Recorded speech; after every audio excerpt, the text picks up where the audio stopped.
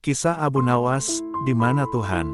Di kota Baghdad, hiduplah seorang lelaki cerdas yang terkenal dengan kelicikan dan kecerdasannya, Abu Nawas. Ia bukan hanya dikenal sebagai pelawak istana, tetapi juga sebagai orang yang bijak dalam menghadapi berbagai persoalan, bahkan pertanyaan-pertanyaan rumit seputar agama dan kehidupan. Pada suatu hari, datanglah seorang pria asing dari negeri jauh yang terkenal sebagai seorang ateis, orang yang tidak percaya akan keberadaan Tuhan. Ia sering berdebat dengan ulama dan ahli filsafat, dan hari itu, ia sengaja mencari Abu Nawas untuk menantangnya. Dengan langkah angkuh dan nada menantang, pria itu berkata, "Lebih besar dari, wahai Abu Nawas, aku dengar kau adalah orang paling cerdas di negeri ini. Maka jawab pertanyaanku, jika Tuhan itu ada, tunjukkan dia kepadaku. Di mana Tuhanmu itu?" Orang-orang yang berkumpul mulai berkerumun, ingin menyaksikan bagaimana Abu Nawas menjawab pertanyaan yang sering dianggap sulit.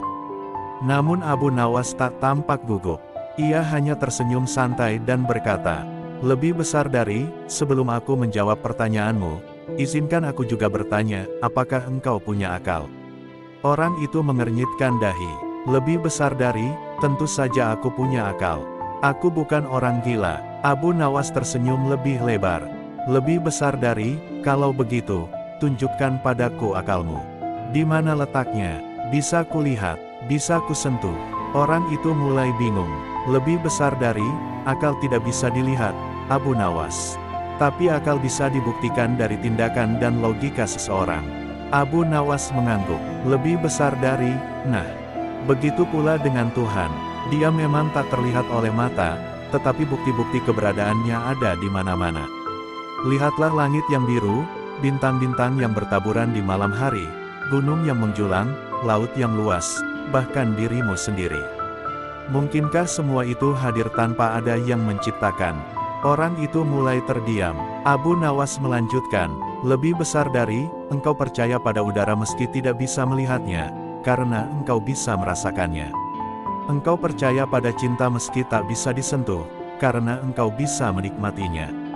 Maka, mengapa sulit bagimu untuk percaya pada Tuhan, yang buktinya lebih nyata dari semua itu?" Kerumunan yang menyaksikan pun mengangguk setuju. Beberapa bahkan mulai berurai air mata. Pria asing itu tak lagi berkata-kata.